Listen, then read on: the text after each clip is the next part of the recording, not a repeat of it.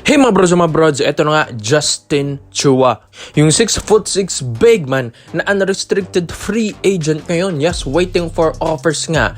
Ito pong si Justin Chua. So, napag-iisipan naman ito ng San Miguel Beermen. No, why not ibalik nila ito pong si Justin Chua? Yes, kung hindi nyo alam mga brods, konting trivia, dating San Miguel Beermen. Ito pong si Justin Chua at parte siya ng 2014 to 2015 Philippine Cup champion ng SMB that time. Yes, two-time PBA champion nito. Dati rin nag-champion ito sa TNT noong 2023. So, mga kabrods, may kampyonato ng naibigay. Ito pong si Justin Chua sa SMB. Kaya habang unrestricted free agent ito, ay pinag-iisipan ng SMB na why not ito yung kunin nila ngayon. Dahil mga kabrods, kung si Justin Chua ay nasign na ng ibang team, mahirap na naman kunin ito dahil kailangan pa ng trade.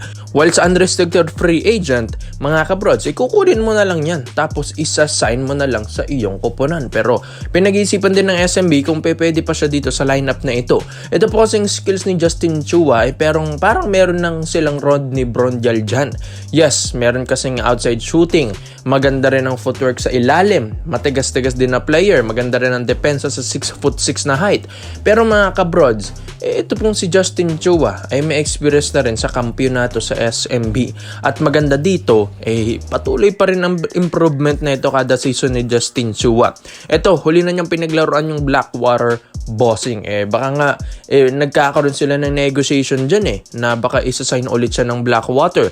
Pero mga kabrods, habang maaga pa, sayang naman kung hindi ito makuha ng SMB. Yes, kahit sabihin natin na marami ng mga big man na magagaling dito sa SMB, pero iba pa rin kapag meron kang Justin Chua na may outside shooting. At yan talaga ang forte niya. Yes, outside shooting na big man, mga kabrods. Kaya malaking tulong ito sa SMB. Malay nyo, mas mahigitan pa niya yung mga performance dyan ni na Tautuan, ni na Brondial, mga kabrods. Dahil ito pong si Justin Chua ay hindi rin naman basta-basta na big man ito. Hindi nga lang ito napupunta sa mga kupunan na magaganda.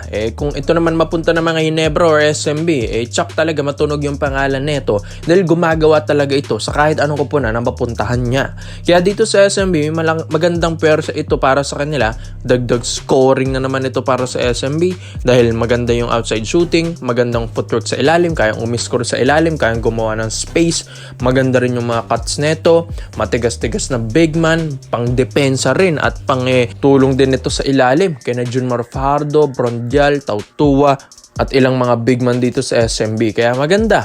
Habang maaga pa mga broads, unrestricted free agent, baka nga kasi kunin ito ng Barangay Nebra San Miguel.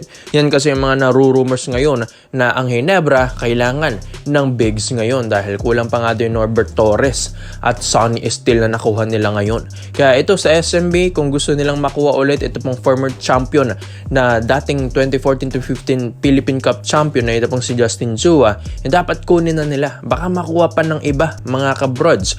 Dahil ang SMB patuloy pa rin ang goal neto kada season. Kahit nakapag-champion ito last season na tinalong TNT, ngayong All Filipino Cup na naman, gusto nilang kunin naman ngayon, mga kabrods, ang kampyonato. Kaya kung gustuhin nila, dagdagan nila yung persa sa ilalim, mga kabrods. Lalong-lalo na, kaka-MVP lang din naman ni Junmar Fajardo, ang 9-time PBA champion ngayon sa PBA na history na yan.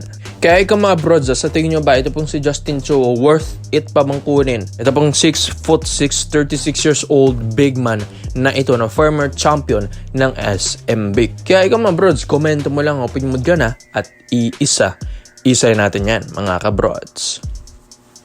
Dito naman po tayo sa kabilang balita naman natin, mga brods. Quentin Meliora Brown. Alam din naman natin nakasama na rin ito sa 16-man full lineup ng Gilas Pilipinas na gustong kunin ngayon ng Barangay Nebra San Miguel. Yes, alam din naman natin si Coach Tim Cone ang isa rin sa mga talagang nagpapasa ng lineup dyan sa Gilas. Pero ito, nagustuhan niya ito pong 6'10" Phil-Am na ito, kaya nga gusto rin niyang kunin sa PBA. Sa ngayon kasi, ito pong si QMB ay nasa Macau Black Bears. Yes, mga kabrods. Ito, nung nakalaban ito ng Gilas Pilipinas dati na tune-up games against the Black Bears, mga kabrods, talagang maganda ang potential na ito ni QMB. Although hindi naman natin hinahype na talagang magaling na big man, may potential, mga kabrods. May physicality sa laro.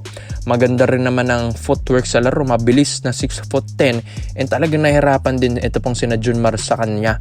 Maganda kasi ang depensa nito ni QMB. Kaya nga dito, alam din naman natin next year walang PBA draft tayo. tayo. So talagang first time yan na mangyari sa PBA, isang taon na walang draft.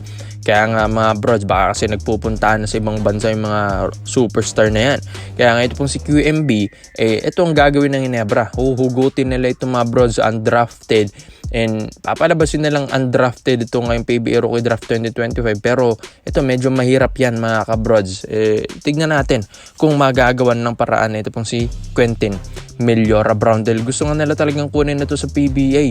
Dahil nakakasama na rin ito ni na Coach Tim Con sa Gilas practices mga kabrods. Kaya nga ito gustong-gusto nila yung laruan ni QMB. Kaya nga kung idadraft nila ito sa PBA, offeran nila ito ng malaki. Kagaya ng Macau Black Bears mga kabrods. Ito bata-batang player pa.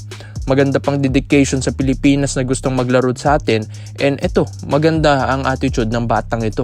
Hindi rin naman basta-basta ito pong si QMB dahil UAAP champion rin naman ito last year. So hindi lang naman si QMB ang gustong kunin ng Ginebra.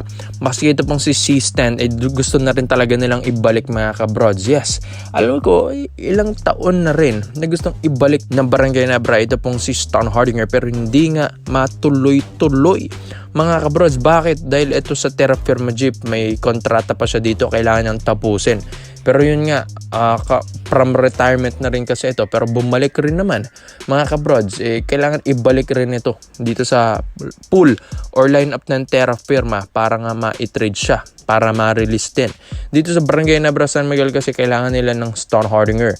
Dahil sabi nga nila, kulang yung Norbert Torres, tapos Sonny Estil pa. 6'3" lang yung kinuha ng Ginebra. Si Torres 6'7" lang, mas malaki pa si Japet Aguilar. So kailangan ng bulldozer.